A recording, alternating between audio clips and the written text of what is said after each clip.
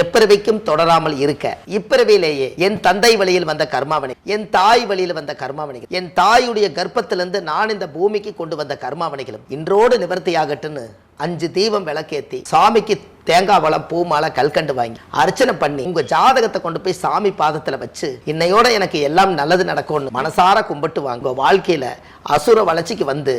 அனைவருக்கும் வணக்கம். பாரம்பரிய திருவள்ளுவர் குல வம்சம் பிரசன்ன ஜோதிடர் சுப மாரிமுத்து திருப்பூரிலிருந்து இந்த பதிவு உங்களுக்காக. இன்றைக்கு அதாவது என்னென்னு கேட்டிங்கன்னா, திருவாதிரை நட்சத்திரத்தை பற்றி கேட்டிருக்கீங்க இல்லைங்களாம்மா. அதாவது திருவாதிரை நினச்சி பாருங்களேன். திருவாதிரை எப்பவுமே திருவாதிரை அப்படின்னா அந்த காலத்தில் திரை கட்டி படம் ஓடுது இல்லைங்களா, அதை திருவாதிரை. நான் அடிக்கடி சொல்லுவேன், திருவாதிரை ஒரு நாள் திரைக்கு வந்துடுவீங்க அப்படின்னு. திருவாதிரை நட்சத்திரக்கார் ஒரு நாள் திரையில் அவங்க தெரிவாங்களா? ஏன்னா இருக்கிறலையே திருவாதிரை சிவனுடைய நட்சத்திரம் இல்லைங்களா. திருவாதிரை மையான சிவன். அதாவது நம்மளை எல்லாம் கடைசி காலத்தில் கொண்டு போயிட்டாங்கன்னா அந்த இடத்துல பாதுகாக்கிற சிவன் தான் திருவாதிரை சிவன். இந்த திருவாதிரை நட்சத்திரத்தில் ஒருத்தர் பிறந்தா, ஆணாக இருந்தாலும் சரி பெண்ணாக இருந்தாலும் சரி, இந்த திருவாதிரை நட்சத்திரத்தில் ஒருத்தர் பிறந்தாங்கன்னா அவங்க பிறக்கும் போதே ராகு திசையில் தான் பிறப்பாருங்கன்னு. அவர் பிறக்கும் போதே ராகு திசையில் தான் பிறப்பார். அப்படின்னா பாருங்கள், எல்லாமே பிரம்மாண்டம் தான். ராகு திசையில் அவர் பிறந்தாலே அவங்க வாழ்க்கையில் ஒரு பெரிய மாற்றத்துக்கு வரணுங்கிறதுக்காக திருவாதிரை நட்சத்திரம் ஒரு பெரிய நட்சத்திரங்க. இந்த ராகு திசை என்னன்னு கேட்டிங்கன்னா, திருவாதிரை நட்சத்திரம் பிறந்துக்கிறவங்க கொஞ்சம் எப்போவுமே கொஞ்சம் வளர்த்தியாக இருப்பாங்க. நாம் 4 அடி இருக்கிறோன்னா அவர் 5 அடி இருப்பார். ஒரு 5 அடியில் அந்த குடும்பத்திலேருந்து அவர் இன்னொரு 5.5 அடி இருப்பார், இல்லாட்டி ஒரு 6 அடி இருப்பார். திருவாதிரைனாலே ராகு பாம்பு, கொஞ்சம் ஹைட்டாக இருப்பார். இந்த ஹைட்டு வெயிட்டாக இருக்கிறவங்க, ரொம்ப வாட்ட சாட்டமாக இருக்கிறவங்கெல்லாம் பார்த்தீங்கன்னா ராகுவோட நட்சத்திரம் சாரல் அதில் இருக்கும். ராகுவோட சாரல் அதில் இருக்கும். பாம்பு படம் எடுக்கும்போது பாருங்கள், அது எதாவது குச்சி வச்சு ஊனி ஏதாவது எந்திரிச்சு நிற்கிதா? தன்னோட உடலை வச்சே தான் பாருங்களேன், ஆச்சரியமாக இருக்கல்ல. வால் கீழே பேலன்ஸ் பண்ணிவிட்டு கையும் இல்லை அது காலும் இல்லை, ஆனால் அந்த வால் பேலன்ஸ் பண்ணி ஒரு 2 அடி எந்திரிச்சு நின்று படம் எடுக்குது. கரெக்டு தானே? அந்த வீரியம் 2 அடி எந்திரிச்சு நிற்கிது. அப்போ 2 அடிக்கு எந்திரிச்சு நின்று எல்லாத்தையும் இப்படி சுற்றி இப்படி பார்க்குது, இப்படி பார்க்குது, அப்படி பார்க்குது. அப்போ ராகுக்கு 1000 கண் மாரியாத்தா மாதிரி அது அப்படி பார்க்குது. அப்போது அதோட அப்போ ராகு என்பது வளர்த்தி ஆகுது இல்லைங்களா. அப்போ ஏன் அவருடைய அந்த நட்சத்திரத்தில் பிறந்தவங்க வளர மாட்டாங்க இல்லைங்களா? அதை ராகு என்பது அது ஒரு வளர்த்தி, அதோடைய கேரக்டர் சொல்கிறேன். இந்த ராகு நட்சத்திரத்தில் யாராவது ஒருத்தர் பிறந்திருந்தாங்கன்னா அவங்க தாத்தாவுடைய பாரம்பரியத்தினுடைய வம்சத்தை காப்பாற்றுறதுக்காக திருவாதிரை நட்சத்திரத்தில் பிறப்பாங்க. ஏன்னா ராகுன்னா தாத்தா, கேதுன்னா பாட்டி. அதனால் இவங்க பாருங்கள், அநேகமாக பாதி ஒரு 75% தாத்தா பாட்டி கிட்டத்த இவங்க வளர்ந்துருப்பாங்க. ஏன்னா ராகுன்னா தாத்தா. அந்த காலத்தில் பாருங்கள், இப்போ எல்லாம் நிறைய பேர் குழந்தைய பெற்று கொடுத்துருவாங்க, இந்த பாட்டம் பாட்டி தான் எடுத்து வளர்த்துவாங்க. பார்த்துருக்கீங்களா? அங்கே போயிடாத சாமி, இங்கே போயிடாத சாமி, விழுந்துருவேன், அதை பண்ணிடாது இதை பண்ணிடாதுன்னு இவங்க புலம்பி அந்த குழந்தைய அவன் தூங்க வைக்கிறக்குள்ளே அந்த தாத்தா படுற பாடு பார்த்தீங்கன்னா ஏண்டா பெத்தமனா இப்போ அவ்வளவு சேட்டை பண்ணாலும் அந்த குழந்தைய அங்கே தான் வளரும். இந்த ராகு நட்சத்திரத்தில் பிறந்தாலே தாத்தா பாட்டி கிட்டத்தான் அது வளரும். ஒன்று, தாத்தா மேலே பாட்டி மேலே பாசம் இருக்கும். அதனால தான் பின்னாடி எதிர்காலத்தில் இந்த பாரம்பரிய பேரை காப்பாற்றுனுங்கிறதுக்காக அந்த ராகுவுடைய அம்சம் வரும். பாரம்பரிய பேரை அவங்களாம் காப்பாற்றுவாங்க. இந்த திருவாதிரை நட்சத்திரத்தை பிறந்தாலே மிதுன ராசியில் பிறப்பாங்க. கழுவற மீனில் நழுவற மீனுங்களா அந்த காலத்தில் பழமொழி கேட்டுக்கிறீங்களா? கழுவற மீனில் நழுவற மீனா அப்படின்னா மீன் கழுவருக்கு போன எங்கேயுமே சிக்க மாட்டாங்க. கரெக்டாக சொன்னீங்க. அதாவது அவங்களுடைய அமைப்பு என்ன அப்படின்னு கேட்டிங்கன்னா, மிதுன ராசியில் பிறந்தா இடவிடாத பேச்சு. இடவிடாத பேச்சுன்னா உங்கள்கிட்ட பேச்சு வாங்கிட்டு பேசணுங்கிறது இல்லை, இவங்களே கடன்னு பேசுவாங்க. அவ்வளவு அறிவுகள் அவங்ககிட்ட அறிவு சிந்தனை ரொம்ப ஜாஸ்தியாக இருக்கும். அதனால் இந்த மிதுன ராசிக்கார் வீட்டில் பூனை குட்டி போடும். அந்த வீடே மிதுன வீடே பூனை வீடு தான். இவங்களை பார்க்குறக்கு பூனை டெய்லி வரும். அதனால தான் சில வீட்டுகளில் மட்டும் பூனை இல்லை, சில வீட்டில் பூனை இருந்தால் அந்த வீட்டில் மிதுனம் இருக்குங்கன்னு. மிதுன ராசி அவங்க வீட்டில் இருக்கும். 2வது, கல்வி படிக்கணுங்கிறதே கிடையாதுங்க. இவங்ககிட்ட சரஸ்வதி குடி இருக்கும். கல்விக்கு அதிபதியே சரஸ்வதி தான். இந்த கல்விக்கு அதிபதியானவர் யோக அதிகமாக இருக்கிறனால இந்த சரஸ்வதி தேவதை அவங்களுடைய நாவல் இருக்கிறனால எதையுமே இந்த புக்கை படித்து தெரிஞ்சுக்கணுங்கிறது கிடையாது. அவங்களுக்கு புக்கை படித்து தெரிஞ்சுக்கணுங்கிறது கிடையாது. அவங்களுக்கு எல்லாம் தெரிஞ்சவர் போலயே படித்து அதை சரிப்படுத்தி கொண்டு வந்துடுவார். அந்த திறமை அவங்ககிட்ட இருக்குங்கன்னு. திருவாதிரை நட்சத்திரக்காரர்கிட்ட அந்த யோகம் இருக்கும். ரெண்டாவது, தாய் மாமனுடைய வீடு அதுதான், மாமனுடைய வீடு அதுதான். அதனால் மாமனுடைய உறவுகள் வந்து இவங்களுக்கு கொஞ்சம் ஒத்து வரும். ரெண்டாவது, திருவாதிரை நட்சத்திரம் மிதுன ராசியில் ஒருத்தர் பிறந்தா இந்த கணக்கு வழக்கெல்லாம் போடுறது, இந்த ஆடிட்டிங் எல்லாம் பண்ணுறாங்க இல்லைங்களா, இந்த தொழிலுக்கு அவங்க தகுதி உள்ளவங்க. பாருங்கள், மிதுன ராசிக்காரர்கிட்ட கம்ப்யூட்டர் கொடுங்க, மெசேஜ் சும்மா பம்பரமாக பறக்கும் பாருங்க. நீங்கள் ஒரு சின்ன ஃபோனு தானே கொடுக்குறீங்க, இந்த நெகக்கண்ணில் போய் அந்த ABCDEFGங்கிறது வந்து அப்படியே ஹார்மோனியை வாசித்த மாதிரி பறந்துட்டு போயிட்டே இருக்குது சரசரன்னு. இது யாருக்கு அந்த பவர் இருக்குதுன்னு கேட்டிங்கன்னா அந்த மிதுன ராசிக்காரு. அவங்க கையில் ஃபோனை கொடுத்து மெசேஜ் அடிக்கும்போது அவங்க டைப் அடிக்கிறத பாருங்கள், அவங்க கோர்ட்டில் டைப் அடிக்கிற மாதிரி அவ்வளோ ஸ்பீட் அடிப்பாங்க. ஏன்னா அவங்களுடைய அந்த கைக்கு இந்த புதன்னா விரல், இந்த புதன்னா விரல். அப்போ புதனோட ராசியில் பிறந்த விரல் பலமாகுமல்ல என்னங்க. இந்த அதிகமாக இந்த ஹார்மோனியை வாசிக்கிறதுலே இந்த கித்தார் வாசிப்பாங்க, கீபோர்டு வாசிப்பாங்க பார்த்துருக்கீங்களா, டகார்னு இது வரைக்கும் போவார், டக்குன்னு மைண்ட் எழுத்துட்டு வந்து இங்கேருந்து கொண்டு வந்துடுவார். அப்போ இந்த புதன் என்பது விரல், இந்த கித்தார் வாசிக்கிறது, ஆடிட்டிங் பண்ணுறது, புதன் கணக்கு வழக்கு பார்க்குறது, பெரிய பெரிய கம்பெனி ஓனரில் கணக்கு பிள்ளையாக இருக்கிறது, இவங்கெல்லாம் திருவாதிரை நட்சத்திரம் மிதுன ராசி தான்.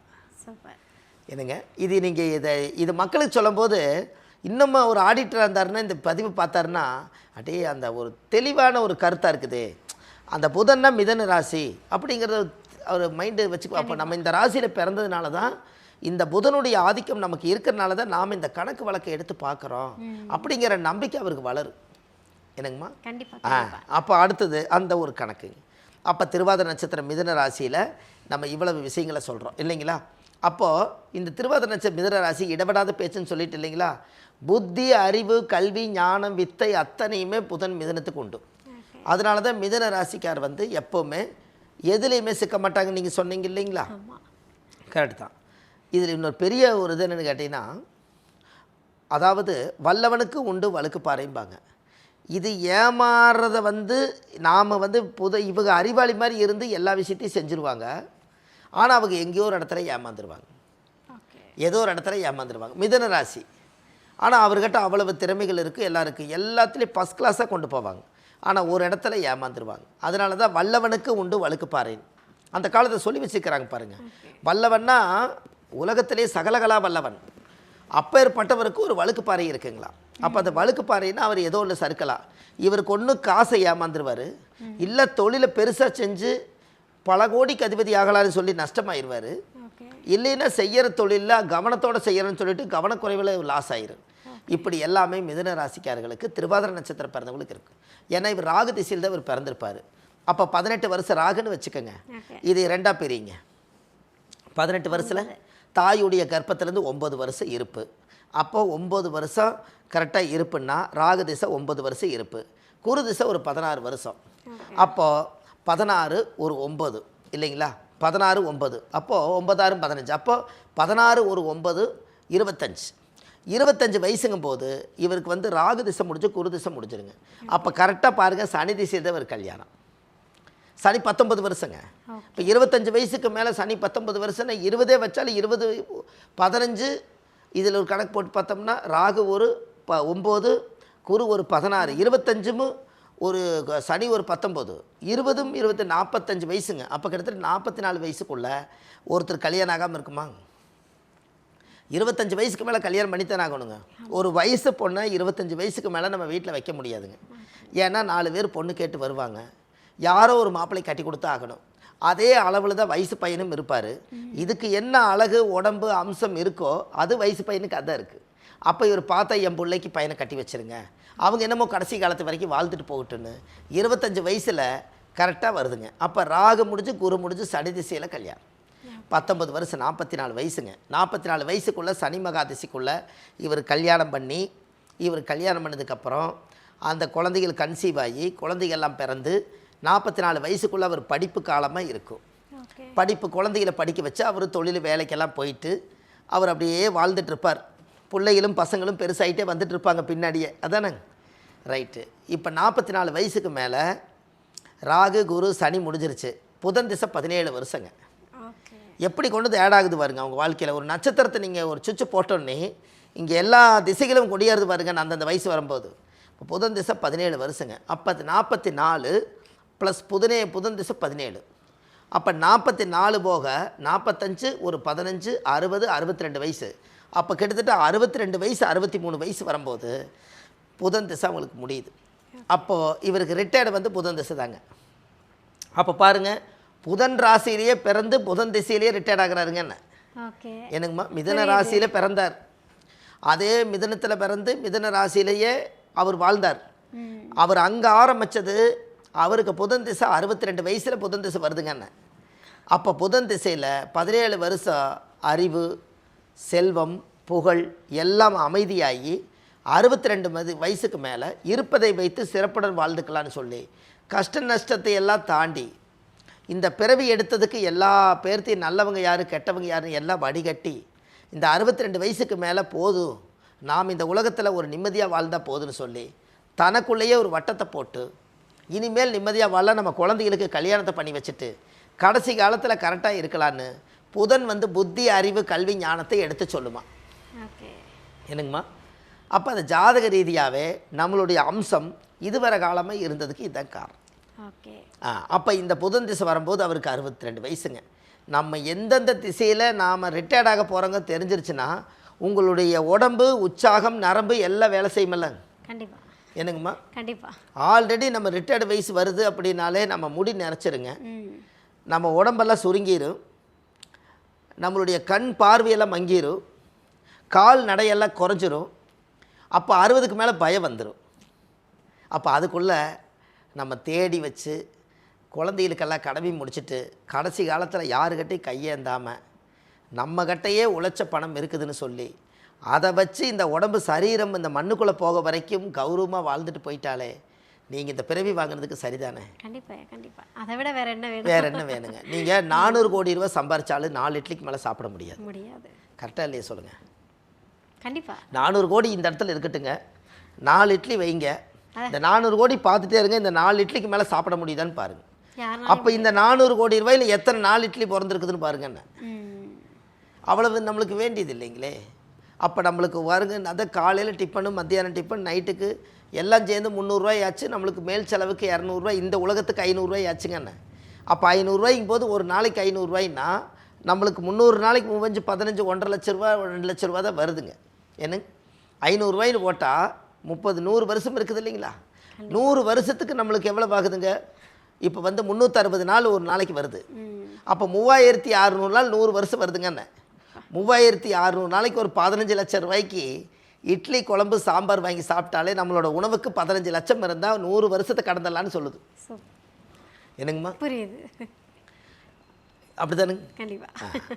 100 வருஷத்துக்கே 4-5 இட்லி சாப்பிட்டாலும் 500 ரூபா நம்ம சாப்பாடு செலவு வயிற்றை காப்பாற்றினாலும் 15 லட்சம் ரூபா இருந்தால் 100 வருஷத்தை கடந்துடலான்னு சொல்லுதுங்க.